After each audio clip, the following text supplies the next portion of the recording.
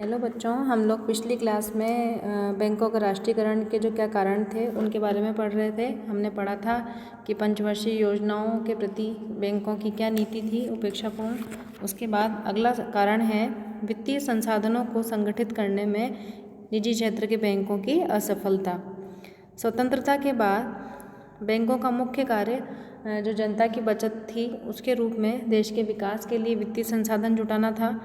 इसके लिए क्या करना था कि बैंकों को लोगों में बचत की आदत विकसित करना ज़रूरी था। लेकिन जब निजी क्षेत्र के बैंकों ने दूरस्थ क्षेत्रों में, छोटे शहरों में, कस्बों में, गाँवों में अपनी शाखाओं का विस्तार नहीं किया, तो ऐसी स्थिति में वित्तीय संसाधन पर्याप्त रूप से इकट्ठे नहीं हो पाए। इस वित्तीय संसाधन जुटाने में निजी क्षेत्र पूर्णतः असफल रहे और आए दिन बैंकों की प्रवृत्ति के कारण दिवालिया होने की घटनाओं से जो मध्यम वर्गीय लोग थे, निम्न वर्ग के लोग थे, वो जमा पूंजी को बैंकों में जमा करना सुरक्षित नहीं समझते थे। इसलिए शहरी क्षेत्र के लोगों ने अपनी बहुत कम मात्रा में अपनी जो जमा पूंजी थी उसको बैंकों में जमा करवाया।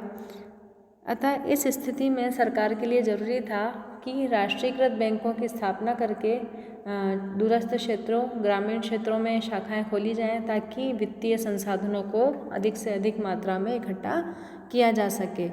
अगला पॉइंट है वामपंथी दलों की मांग।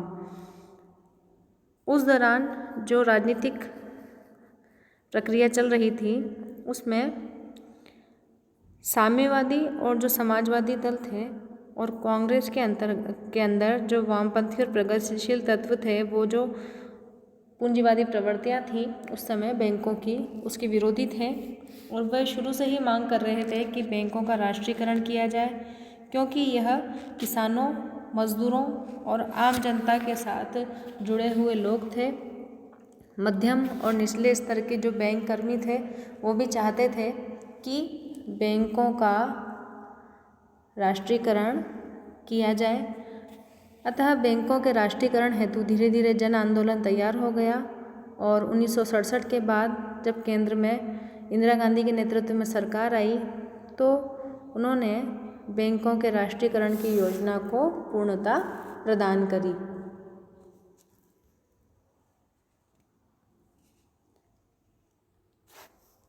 अगला पॉइंट है बच्चों, इंदिरा गांधी की प्रगतिशील आर्थिक नीति।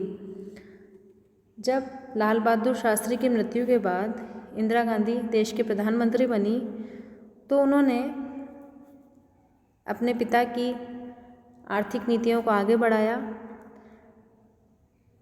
1948 की जो भारत की औद्योगिक और आर्थिक नीति थी उसमें इस बात का स्पष्ट उल्लेख था कि राष्ट्रीय और सामाजिक महत्व के लिए किसी भी उपक्रम का राष्ट्रीयकरण किया जा सकता है। अतः उन्होंने जब निजी क्षेत्र की स्थिति देखी बैंकिंग क्षेत्र में, तो जो सार्वजनिक क्षेत्र के विकास में बाधा बने हुए थे, देश का समुचित विकास नहीं हो रहा था, तो ऐसी स्थिति में उनकी यह धारणा बनी कि बैंकों के राष्ट्रीयकरण के द्वारा ये कार्य पूरा किया जा सकता है। उसी दूसरी तरफ राजनीतिक सहयोग और समर्थन प्राप्त करने के लिए इंदिरा गांधी ने कांग्रेस के वामपंथी तत्वों, जो राष्ट्रीयकरण के पक्षधर थे, साम्यवादियों और समाजवादियों के साथ दृढ़ संबंध स्थापित किए और एकाधिकार की जो प्रवृत्ति थी पूंजीवादी लोगों की, उन पर नियंत्रण स्थापित करने के लिए बैंकों के राष्ट्रीयकरण की योजना को पूर्ण रूप प्रदान किया। इस तरह से बच्चों, अगर आपको एग्ज़ाम में कारण पूछते हैं कि बैंकों के राष्ट्रीयकरण के क्या कारण थे, तो आपको इनका सभी का उल्लेख करना है और इनकी डिटेल लिखनी है। तो इस तरह से हमने देखा कि किस तरह से विभिन्न प्रवृत्तियों को देखते हुए सरकार ने बैंकों के राष्ट्रीयकरण के कार्य को संपन्न करने का कार्य किया। अब आपसे एक क्वेश्चन ये पूछा जा सकता है कि बैंकों का राष्ट्रीयकरण किस प्रकार किया गया या उसकी क्या प्रक्रिया थी। तो उसके लिए देखें कि हमने पढ़ा कि किस तरह से निजी बैंक अपने हितों को ध्यान में रखते हुए कार्य कर रहे थे। आर्थिक क्षेत्र में जो पूंजी का केंद्रीकरण था वो चंद लोगों के हाथ में था, जो निजी क्षेत्र के निदेशक मंडल थे, जो मालिक थे बैंकों के। अतः इन सभी परिस्थितियों को देखते हुए सरकार के ने यह पक्ष रखा कि बैंकों के राष्ट्रीयकरण के माध्यम से इन सभी समस्याओं का समाधान किया जा सकता है। राष्ट्रीयकरण के माध्यम से उस समय सरकार दो प्रमुख उद्देश्य प्राप्त करना चाहती थी, जैसे बैंकिंग शाखाओं का अधिक से अधिक विस्तार कर बड़े पैमाने पर लोगों से जमा राशि प्राप्त करना, और दूसरा अर्थव्यवस्था के प्राथमिकता के क्षेत्रों विशेषकर कृषि और उद्योगों को वित्तीय सहयोग सुनिश्चित करना, ताकि देश का आर्थिक विकास किया जा सके।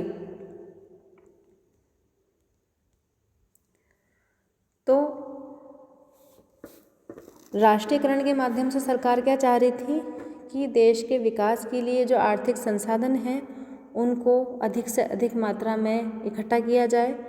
तो तत्कालीन जो इस समय प्रधानमंत्री थी इंदिरा गांधी, उन्होंने बैंकों के राष्ट्रीयकरण के पक्ष में अपनी तरफ से जो तर्क प्रस्तुत किए वो हैं कि बैंकों पर अल्प लोगों का नियंत्रण समाप्त करने, कृषि, लघु और एवं जो निर्यात हेतु पर्याप्त साख को उपलब्ध करवाने, बैंक प्रबंधन को व्यावसायिक कुशलता प्रदान करने, उद्यमियों के नए वर्ग को प्रोत्साहित करने तथा बैंक के कर्मचारियों को पर्याप्त प्रशिक्षण और उचित सेवा शर्तों का प्रावधान करने के उद्देश्य से ये जरूरी था कि बैंकों का राष्ट्रीयकरण किया जाए। अतः जब इंदिरा गांधी के नेतृत्व में सरकार बनी तो देश की जो आर्थिक स्थिति थी वो अति पिछड़ेपन की स्थिति में थी। जो पूंजीपति वर्ग थे और जो पूर्व शासक थे वो उत्पादन के अधिकांश साधनों पर उनका नियंत्रण था, उनका केंद्रीकरण था।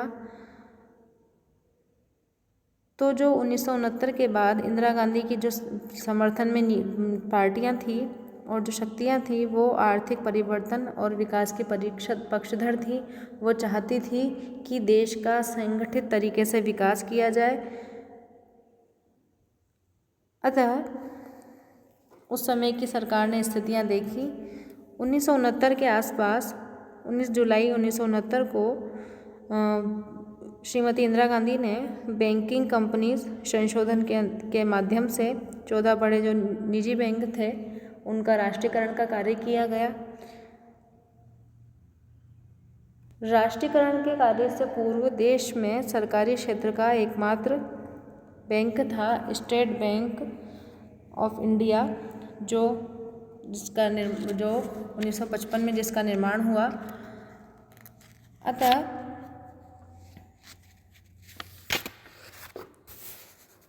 19 जुलाई 1969 को सरकार ने अपनी तरफ से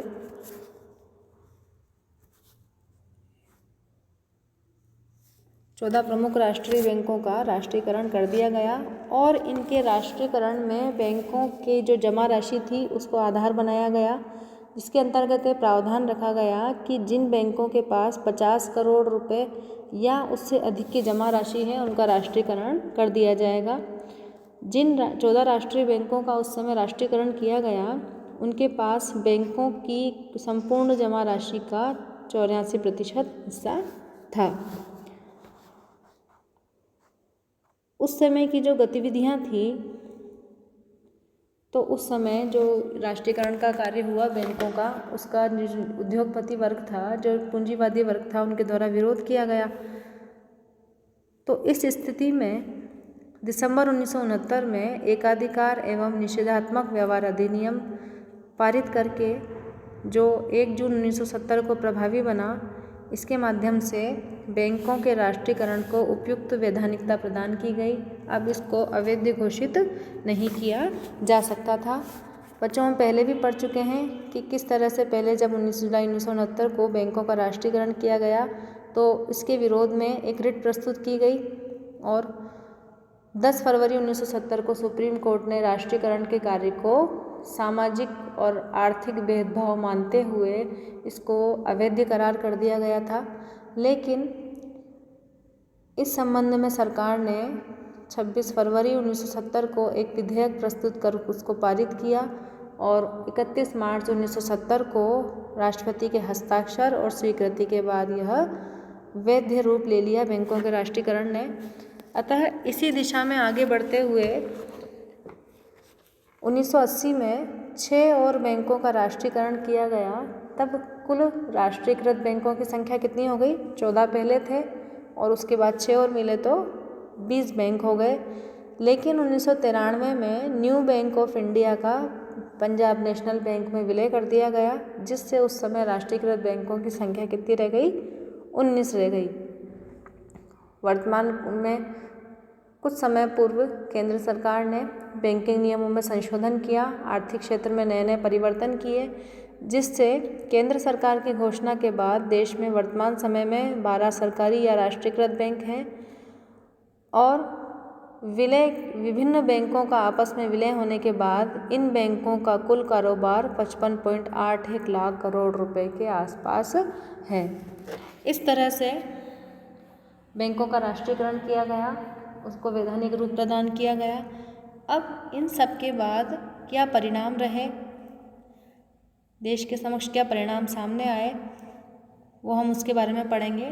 तो पहला पॉइंट है इसमें, पूंजी पर निजी एकाधिकार की समाप्ति हुई।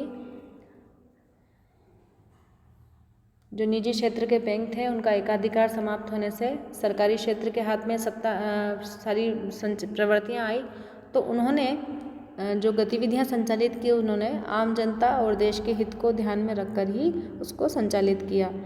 दूसरा है, आर्थिक प्रगति का मार्ग प्रशस्त हुआ देश का, क्योंकि जो देश के विकास के लिए आवश्यक क्षेत्र थे कृषि और उद्योग, उनको आसानी से ऋण प्राप्त हुआ। लघु और कुटीर उद्योगों को भी बैंकों से आसानी से ऋण प्राप्त हुआ, जिससे वो विकास की ओर अग्रसर हुए और वह इस बात में सक्षम हुए कि जो राशि थी जब बैंकों से प्राप्त, उनका प्रयोग कृषि और उद्योगों के विकास में कर सके। औद्योगिकरण की गति में वृद्धि हुई। उसके अलावा ग्रामीण जो कर्जदारी थी में कमी आई। जो किसान वर्ग के लोग थे वो महाजनों सूदखोरों के नियंत्रण से मुक्त होकर जब ग्रामीण क्षेत्रों में शाखाएं खुली तो वो बैंकिंग क्षेत्र पर निर्भर हुए, जिससे उनके लिए आसानी हुई। सामान्य जन को बैंक ऋण सुविधा उपलब्ध हुई। सामाजिक दायित्वों का निर्वहन हुआ। जो बैंकों की जमा राशि में वृद्धि थी वो वृद्धि हुई। बैंकिंग शाखाओं का विस्तार हुआ। शहरी क्षेत्रों के साथ साथ ग्रामीण क्षेत्रों में भी बैंकिंग शाखाओं का विस्तार हुआ, जो एक महान उपलब्धि थी। सरकार को उद्योग और कंपनियों के राष्ट्रीयकरण का अधिकार दिया गया। इस तरह से फिर उसके बाद क्या हुआ कि जब बैंकों के राष्ट्रीयकरण किया गया और उसमें सफलता प्राप्त हुई, तो उससे प्रेरित होकर सरकार ने 1972 में बीमा कंपनियों का भी राष्ट्रीयकरण कर दिया गया और उसी के बाद 1973 में कोयला क्षेत्र को भी राष्ट्रीयकृत कर दिया गया। तो इस तरह से सरकार ने विभिन्न प्रवृत्तियों को देखते हुए राष्ट्रीयकरण की प्रवृत्ति का कार्य किया। 1991 की नई आर्थिक नीति के बाद बैंकिंग क्षेत्र में और अधिक सुधार हुए। उसमें कुछ ऐसी बातें रखी गई जिससे कंप्यूटरीकरण और निजीकरण का कार्य, बैंक कर्मचारियों की छंटनी, कुशल कर्मचारियों की कुशलता को बढ़ाने के लिए प्रशिक्षण पर जोर दिया गया, जिससे बैंकिंग क्षेत्र में काफ़ी सुधार हुए और नए नए जो विकास के जो कार्य थे वो प्रारंभ हुए। इस तरह से इसमें पढ़ें, आप बड़े क्वेश्चन पढ़ें और छोटे क्वेश्चन के लिए ध्यान रखें कि कब कब बैंकों का राष्ट्रीयकरण हुआ और कितने बैंकों का राष्ट्रीयकरण हुआ। धन्यवाद।